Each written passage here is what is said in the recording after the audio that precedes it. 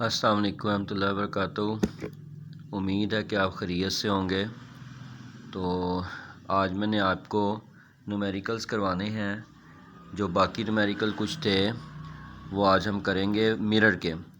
तो बात ये है कि आप ये जो वीडियो है ये आखिर तक देखा करें पूरी, और लाइक भी किया करें, शेयर भी किया करें, सब्सक्राइब भी करवाया करें, ताकि लोगों का भला हो, बाकी स्टूडेंट्स का भी भला हो। तो कल जो हमने प्रैक्टिकल किए थे, न्यूमेरिकल किए थे, वो 12.4 थे और इसी तरह से 12.5 किया था और हमने 12.6 किया था। लिख दिया था यहाँ पे मैंने 12.6।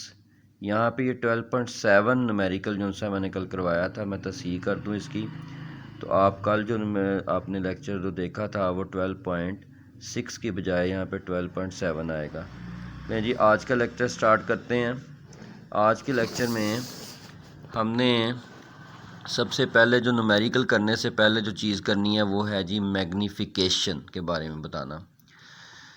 मैग्नीफिकेशन जो सी है, मैग्नीफाई के लफ्ज़ से निकला है लफ्ज़ ये।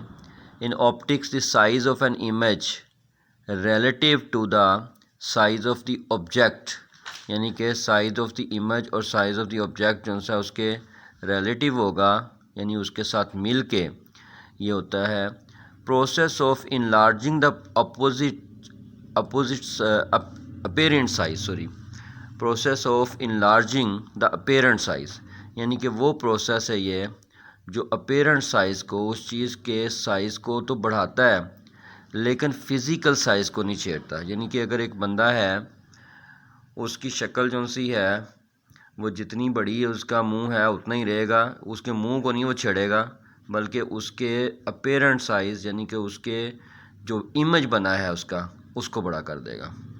और समटाइम्स किसी भी चीज़ की और something when the number is less than 1, जब नंबर जो सा 1 से कम हो जाएगा, यानी मैग्नीफिकेशन 1 से कम हो जाएगी, it refers to a reduction in size, तो उसमें साइज़ में रिडक्शन हो जाएगी, कमी हो जाएगी। समटाइम्स कॉल्ड मिनीफिकेशन और डी मैग्नीफिकेशन, यानी कि मैग्नीफिकेशन के शुरू में डी लगा दें तो वो छोटा साइज़ हो जाएगा।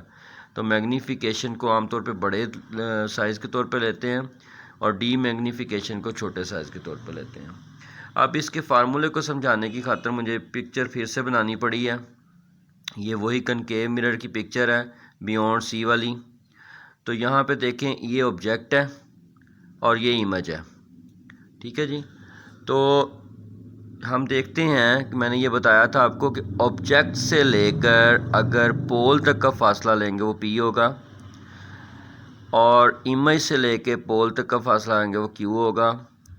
फोकल लेंथ यानी प्रिंसिपल फोकस से लेके पोल तक का फासला फोकल लेंथ कहलाएगा।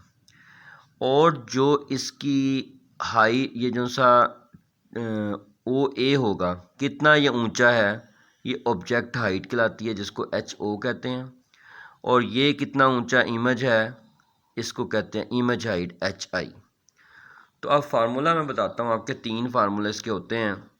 2 मैग्नीफिकेशन के होंगे कि M is equal to magnification is equal to HI over HO, यानी image height divide by object height, image height over object height. और दूसरा फार्मूला होगा magnification is equal to Q over P, यानी जो image बना है इसका कितना डिस्टेंस है डिवाइड बाय जो ऑब्जेक्ट है इसका कितना डिस्टेंस है, तो Q ओवर P होगा। अगर गौर करें तो M और M दोनों जो से हैं एक तरफ बराबर हैं। अगर ये साइड आपस में बराबर हो तो ये भी आपस में बराबर होती है, ये मैथ का रूल है। तो इसलिए HI over HO is equal to Q over P कर दिया। तो ये 3 फार्मूले जो से इन सवालों में यूज़ होंगे जो आज हम करेंगे, इसलिए मैंने वो न्यूमेरिकल जो से तो उस दिन नहीं करवाए थे। आज मैं ये न्यूमेरिकल इन फार्मूलों को यूज़ करते हुए करवाऊंगा। दोबारा से बता देता हूँ, मैग्नीफिकेशन किसी चीज़ को बड़ा होने को कहते हैं और डी मैग्नीफिकेशन किसी चीज़ के छोटा होने को कहते हैं। जो मैग्नीफिकेशन है वो अगर हाइट के लिहाज से निकालें तो इमेज हाइट ऊपर आएगी, ऑब्जेक्ट हाइट नीचे आएगी। अगर डिस्टेंस के लिहाज से निकालेंगे तो इमेज डिस्टेंस ऊपर और ऑब्जेक्ट डिस्टेंस नीचे आएगा। और इन दोनों को अगर इकट्ठा कर लें तो ये वाला फार्मूला हमारे पास बन जाएगा। अब हम न्यूमेरिकल देख लेते हैं। पहला न्यूमेरिकल जो सा है वो है 12.2 न्यूमेरिकल में वो कहता है एन ऑब्जेक्ट 30 सेंटीमीटर टाल, एक ऑब्जेक्ट है 30 सेंटीमीटर ऊंचा है, is located 10.5 centimetre from A concave mirror, वो 10.5 सेंटीमीटर है कनकेव मिरर से, यानी ऑब्जेक्ट है इसलिए इसकी हाइट HO कहलाएगी और इसका जो डिस्टेंस है वो P कहलाएगा। और कहता है विद फोकल लेंथ 16 सेंटीमीटर, उसकी फोकल लेंथ 16 सेंटीमीटर है। Where is image located, image कहाँ पे बनेगा, हो हाई इज़ इट, कितना ये ऊंचा होगा। गिवन डाटा में HO दिया हुआ 30 सेंटीमीटर, P दिया हुआ है 10.5 सेंटीमीटर और जो सा F है वो 16 सेंटीमीटर है। Q और HI निकालना है, फार्मूला वही लगेगा mirror formula 1/F is equal to 1/P plus 1/Q। F की कीमत लगाई 16, P की कीमत लगाई 10.5 और ये वैसे लिखती है 10.5, 1/10.5 को दूसरी तरफ लेके जाएंगे तो माइनस हो जाएगा। इसका LCM इस तरह से लेते हैं कि दोनों हम नीचे लिख लेते होते हैं, ये चीज़ जो सी इसके नीचे मौजूद नहीं है और ये चीज़ इसके नीचे मौजूद नहीं है, इसलिए ये क्रॉस मल्टीप्लाई ऊपर कर जाएंगे, यानी कि 10.5 इससे मल्टीप्लाई हो जाएगा, 16 इससे मल्टीप्लाई हो जाएगा, इज़ इक्वल टू 1/Q। इनको माइनस किया तो -5.5, इनको मल्टीप्लाई किया तो 168 आ गया। अगर इनको उल्टा दें हम दोनों को, या तो इसको इससे मल्टीप्लाई कर दें, इसको इससे मल्टीप्लाई करके फिर 5.5 को 168 से डिवाइड कर दें, या फिर इसको भी उल्टा दें और 1/Q को भी उल्टा दें, दोनों को उल्टा देंगे तो कोई फ़र्क नहीं पड़ेगा। तो 1/Q की जगह पे Q आ गया और ये 168 ऊपर चला गया, नीचे आ गया, इसको डिवाइड करेंगे तो -30.54 सेंटीमीटर Q आ गया। ये हमारे पास आ गया जी इमेज का डिस्टेंस। अब नेगेटिव साइन जो सा है वो हमें बताता है, वो शो करता है कि जो इमेज है वो वर्चुअल है। माइनस का साइन हमें ये बताता है कि इमेज क्या है, वर्चुअल है, यानी जिस तरफ को ऑब्जेक्ट है उस तरफ को इमेज नहीं बन रहा बल्कि बिहाइंड द मिरर इमेज बन रहा है। अब हम HI निकालना चाहते हैं, तो HI निकालने के लिए फिर क्या करना पड़ेगा हमें, HI निकालने के लिए हमें Q/P is equal to HI/HO का फार्मूला लगाना पड़ेगा। Q/P जो सा है वो हमारे पास है जी, Q की वैल्यू हमारे पास 30.54 है जो हमने ये निकाली है। अब माइनस का साइन इसमें यूज़ नहीं करेंगे क्योंकि माइनस का साइन सिर्फ इसलिए होता है कि हमें पता लगे कि इमेज वर्चुअल है या रियल है, इसलिए जब इसको इसमें पुट करेंगे तो माइनस का साइन नहीं आएगा। P की कीमत 10.5 है, HI जो सा हमने निकालना है, HO जो सा वो 30 है। ठीक है जी। अब 30 को उठा के इधर ले जाएं, डिवाइड हो रहा है, इधर आके मल्टीप्लाई हो जाएगा, इन दोनों को मल्टीप्लाई किया तो ये आ गया, 10.5 से डिवाइड किया तो 87.26 सेंटीमीटर HI हमारे पास आ गया। तो इस तरह से हमने मिरर फार्मूले से कीमत निकाली है Q की, और वो कीमत हमने यूज़ की है यहाँ पे, और P की कीमत हमें दी हुई थी, HI हमने निकालना था और HO की कीमत भी दी हुई थी। तो इस तरह से हमने HI की कीमत निकाल दी 87.26। अब उसके बाद आते हैं अगले न्यूमेरिकल के ऊपर। अगला न्यूमेरिकल जो सा है वो है जी 12.3। ठीक है जी। इसमें कहता है कि an object and its image in a concave mirror are of the same height, जो सा ऑब्जेक्ट है और इमेज जो सा इनकी हाइट सेम है। इसका मतलब ये हो गया कि HI और HO दोनों बराबर हो जाएंगे। येट इन्वर्टेड यानी उल्टा इमेज बनता है। तो आप देखें आपके ज़हन में फ़ौरन केस आ जाएगा, कौन सा ये केस है जी, ये जब हमने बनाए थे इमेज तो जो C के ऊपर रखा था ऑब्जेक्ट उसका इमेज भी C पे ही बना था। ये वो वाला केस है जिसमें ऑब्जेक्ट हाइट जो सी है और इमेज हाइट भी बराबर होगी क्योंकि सेम दोनों बने थे और दोनों का फासला भी सेम था, Q और P भी दोनों बराबर थे। तो उसने कहा है कि जो when the object is 20 centimetre from the mirror, कि जो सा ऑब्जेक्ट है वो यानी P जो सा 20 सेंटीमीटर है मिरर से दूर, what is the focal length of the mirror, तो फोकल लेंथ निकालनी है हमें। गिवन डैट क्या है कि HI और HO बराबर है, यानी हाइट इमेज हाइट और ऑब्जेक्ट हाइट दोनों बराबर है। P हमारे पास 20 सेंटीमीटर है, F हमने निकालना है, तो Q और P भी हमारे पास बराबर हैं क्योंकि HI और HO बराबर हैं उसके लिहाज से, तो ये आ जाएगा 20 centimetre as distance is same. अगर हमें ये नहीं लिखना है इसे डिस्टेंस इज सेम, तो हम इसको HI/HO is equal to Q/P के फार्मूले से भी कर सकते हैं। H I over H O की जगह पे हम कीमत लगा सकते हैं एच आई की, क्योंकि एच ओ एच आई के बराबर है, इसलिए H I over H I हो जाएगा। ये दोनों कट के 1 आ जाएगा, Q is equal to P के बराबर आ जाएगा, तो Q is equal to P is equal 20 centimetre हो जाएगा।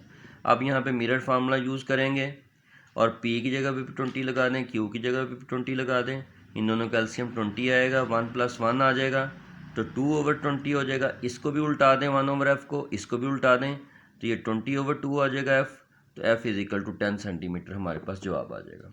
तो इस तरह से 12.3 न्यूमेरिकल जो सा है वो हमने सॉल्व किया है।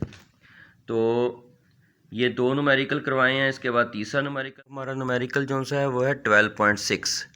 12.6 न्यूमेरिकल में कहता है an image is placed by a concave mirror of focal length 8.7 centimetre. Focal length दे दी है उसने खुद ही, तो कहता है the object is 13.2 centimetre tall. Object जो सा है 13.2 सेंटीमीटर टॉल है, यानी एच ओ दिया हुआ उसने, at a distance of 19.3 centimetre, और जो सा पी दिया हुआ उसका यानी कि 19.3 सेंटीमीटर, ये पी है क्योंकि ऑब्जेक्ट का डिस्टेंस है from the mirror. Find the location and height of the image. तो हमने यहाँ पे Q और एच आई मालूम करना है। दूसरे में वो कहता है बी पार्ट में कि find the height of the image produce by the mirror if the object is twice as far from the mirror, यानी कि जो P हमें दिया गया है उसको हम डबल कर दें अगर, यानी 19.3 को 2 से मल्टीप्लाई कर दें तो वो हमारे पास P बन जाएगा। तो फिर बताएं कि एच आई जो सा है वो क्या होगा, हाइट ऑफ द इमेज क्या होगी। तो शुरू करते हैं न्यूमेरिकल। सबसे पहले गिवन डाटा क्या दिया हुआ है, फोकल लेंथ दी हुई है, इसी तरह से एच ओ दिया हुआ है, पी दिया हुआ है, क्यू मालूम करना है और एच आई मालूम करना है। और दूसरे पार्ट में पी हमारे पास 2 मल्टीप्लाई में 19.3 हो जाएगा, यानी 38.6 सेंटीमीटर। इसमें क्यू मालूम करना पड़ेगा क्योंकि एच आई के लिए क्यू चाहिए होता है, और एच आई मालूम करना होगा। वही मिरर फार्मूला लगाएंगे। ए पार्ट में फोकल लेंथ का फार्मूला लगा दिया, 8.7 का की कीमत लगा दी 8.7, पी की कीमत लगा दी 19.3, और इसको वैसे लिख दिया 1/q को, 1/19.3 को उठा के दूसरी तरफ ले गए, माइनस हो गया, इसका एलसीएम दोनों लिख लिए, ये इससे मल्टीप्लाई हो जाएगा 1 से, और 8.7 इससे मल्टीप्लाई हो जाएगा, तो माइनस किया तो 10.6 आ गया, और इनको मल्टीप्लाई किया तो 167.91 आ गया।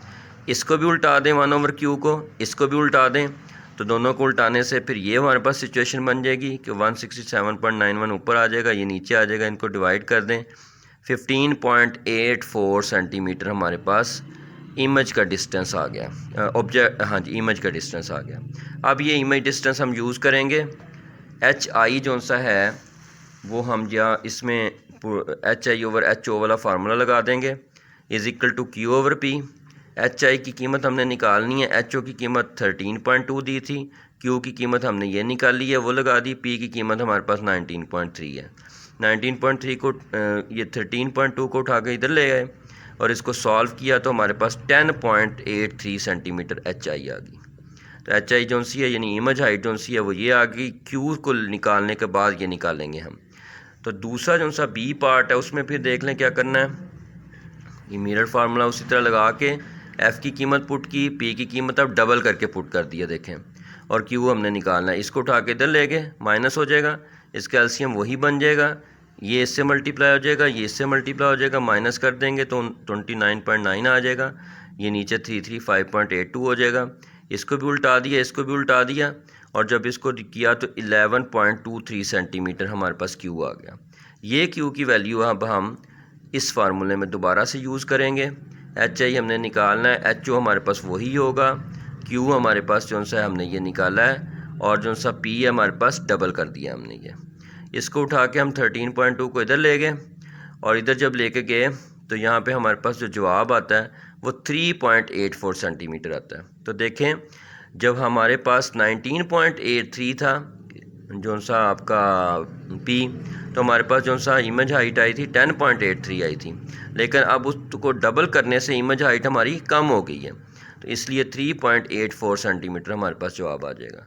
तो ये हमारा आज का जो सा था लेक्चर था जिसमें मैंने आपको 3 न्यूमेरिकल करवाए हैं, एक 12.3 करवाया है, 12.2 करवाया, 12.3 करवाया और 12.6 न्यूमेरिकल करवाया। अब यहाँ पे हमारे मिरर के न्यूमेरिकल्स ख़त्म हो गए हैं। अब इसके बाद हम लेंस का टॉपिक शुरू करेंगे, तो फिर उसके न्यूमेरिकल करेंगे और उसके टॉपिक करेंगे। तो उम्मीद है कि आपको लेक्चर समझ में आ गया होगा, न्यूमेरिकल समझ में आ गया होंगे। अगर आपको समझ ना आए तो आप बार बार ये लेक्चर रिपीट करके देख सकते हैं। उससे आपको जहाँ पे आपको समझ ना आए वहाँ से आप बार बार समझ सकते हैं। अस्सलाम वालेकुम रहमतुल्लाहि व बरकातुहू।